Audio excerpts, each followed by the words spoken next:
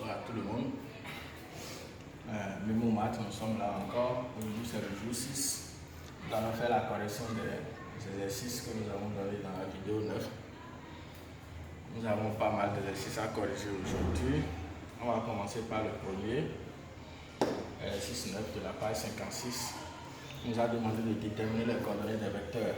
Nous avons donné les coordonnées des points A, B, C, D, E, F. On doit déterminer les coordonnées du vecteur AB. La formule nous dit ça fait x de B moins x de A, y de B moins y de A. 3 moins 2 moins 0,5 moins 3, ça fait 1 moins 3,5. Les coordonnées de AB sont 1 moins 3,5. CD, x de D moins x de C, y de B moins y de C. Ça fait x de D moins 3, x de C moins 2,5, moins 2,5, ça nous donne plus 2,5,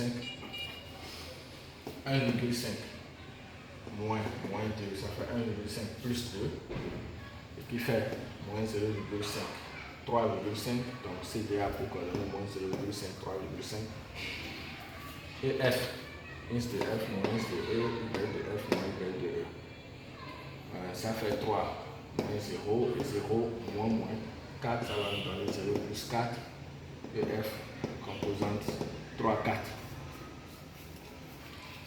B est x de E moins x de B, y de E moins y de B. En suivant les calculs, on tombe sur les composantes moins 3, moins 3,5. CF, x de F moins x de C, y de F moins y de C.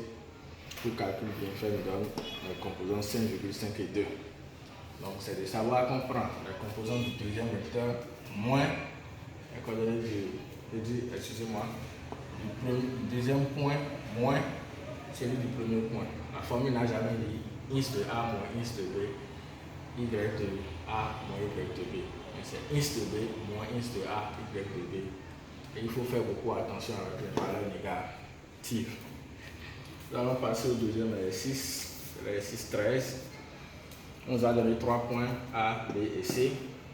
On va donner leurs coordonnées. On nous demande de vérifier si ces 3 points sont des points alliés. Ça va déjà préciser dans le cours sur les applications qu'il ne faut pas oublier. Si AB et AC sont des vecteurs collinéaires, alors les points A, B, C sont alliés.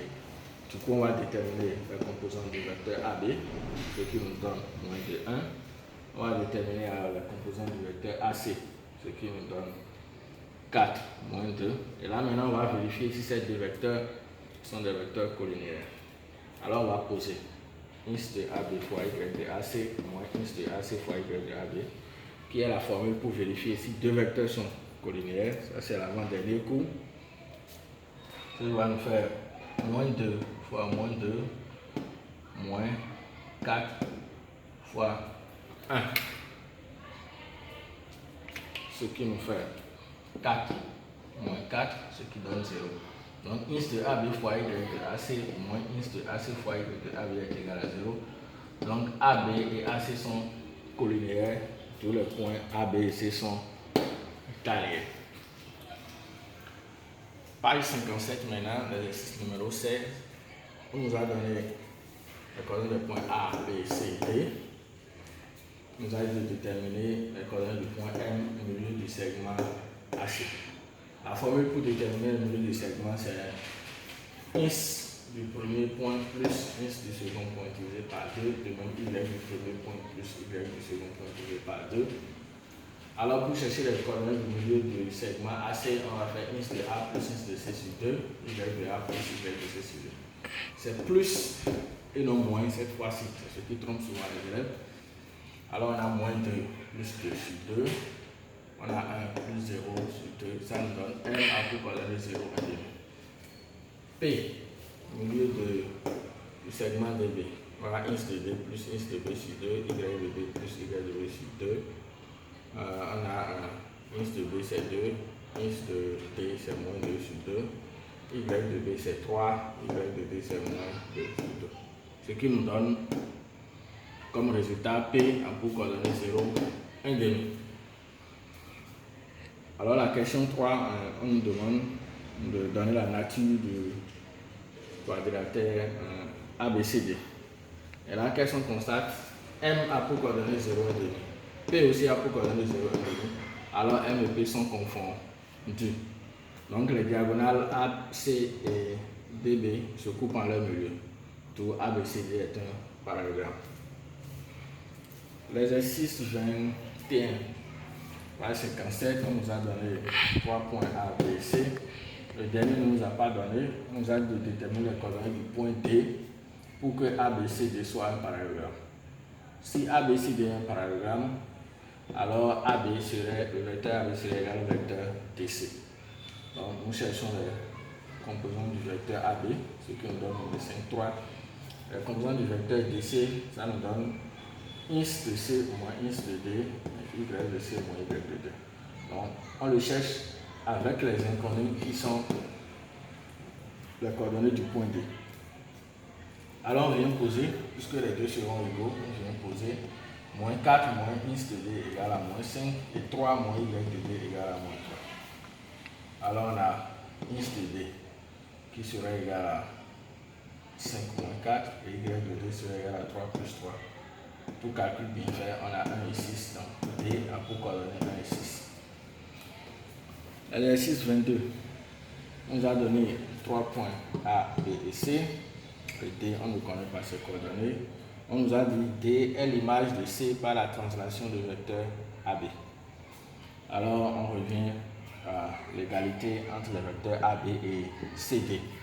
Ça veut bien préciser ça dans le cours. On cherche les composants de AB, ça fait 4, 2. Composant de CD ici, ça me donne ins de D, y de D plus 3. Alors je pose l'égalité, je tombe sur ins de D égale à 4, y de D plus 3 égale à 2. Du coup, D a pour coordonnées 4 moins 1. On nous demande maintenant la nature du quadrilatère ABDC. ABDC est un parallélogramme car les vecteurs AB et CD sont égaux. Maintenant, l'exercice 23, page 57, nous a donné les coordonnées du point A, du point B, du point C. On nous demande de déterminer le milieu du segment AC. Donc, on a la formule ins de A plus ins de C sur 2, y de A plus y de C sur 2. Alors, M a pour coordonnées moins 3 demi 1. Maintenant, on dit que D est l'image de B par la symétrie centrale du centre M. Alors le vecteur BM est égal au vecteur MD, ou on peut aussi dire que M devient le milieu du segment BD. Donc on va poser les composants de BM, ce qu'on a cherché, les composants de MD, on a aussi cherché. Maintenant on les égalise. Alors on tombe sur les composants ins de D égale à 1, y de D égale à 0. D a pour coordonnées 1, 0. On demande la nature du quadrilatère ABCD. ABCD est un parallélogramme car M est le milieu des diagonales AC et BD. Maintenant, vous avez constaté qu'on n'a pas corrigé l'exercice fin. C'était par défaut de place. L'exercice 20, il était question de vérifier qu'un triangle ABC était équilatéral. Alors vous allez faire quoi? Vous allez chercher la distance AB, la distance AC et la distance BC. Les trois distances seront égales et là on va conclure que ABC est un triangle équilatéral. Merci.